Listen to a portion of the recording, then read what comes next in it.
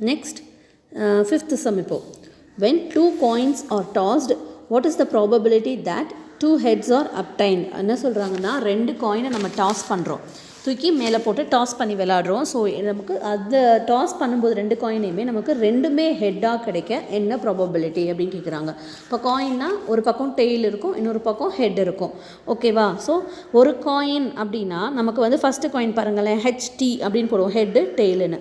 Second coin வந்து அதுவும் head டெய்லுன்னு இருக்கும். ஸோ இப்போ ரெண்டு காயினையுமே த்ரோ பண்ணுறோம் அப்படின்னா நமக்கு சாம்பிள் ஸ்பேஸ் n(s) கிடைக்க என்னென்ன ப்ராபபிலிட்டிஸ் இருக்குன்னா பாருங்களேன், ரெண்டுமே ஹெட்டாக இருக்கலாம், அல்லது H, T அதாவது ஹெட் அண்ட் டெய்ல், அல்லது டெய்ல் அண்ட் ஹெட்டு, அல்லது டெய்ல் அண்ட் டெய்ல். ஓகேவா? இந்த மாதிரி தான் சாம்பிள் ஸ்பேஸ் n(s) வந்து வரும். நமக்கு ரெண்டு காயின் டாஸ் பண்ணுறோம்னா HH, HT, TH, TT இப்படின்னு கிடைக்கும். ஸோ n(s) என்ன 4. ஓகேவா? Let E be the event of getting two heads, அதாவது ரெண்டுமே ஹெட்டாக கிடைக்க என்ன ப்ராபபிலிட்டி, என்ன ஈவெண்ட் அப்படிங்கிறாங்க. ஸோ ரெண்டுமே ஹெட்டுன்னு வச்சுக்கோங்களேன், நமக்கு வந்து இங்கே வந்து HH மட்டும்தான் இருக்கும். ஸோ n(e)ங்கிறது 1 தான், அதுதான் மேம் மென்ஷன் பண்ணியிருக்கேன். ஸோ ப்ராபபிலிட்டி ஃபைண்ட் அவுட் பண்ணுறோம்னா P(e) = n(e) / n(s).